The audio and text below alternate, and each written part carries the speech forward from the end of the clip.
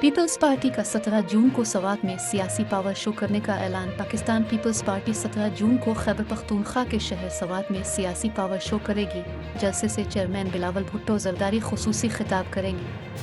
जलसे के हवाले से Peoples Party Khyber Pakhtunkhwa Malakand division के ओहदेदारों का इजलास हुआ, जिसकी सदारत मोहम्मद अली शाह बाचा ने की।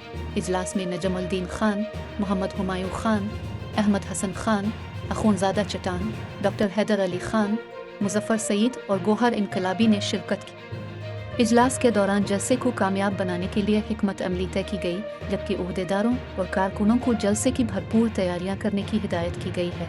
पीपल्स पार्टी के रहनुमा अमजद आफरीदी को जलसे से मुताल्लिक खुसूसी टास्क सौंप दिया गया।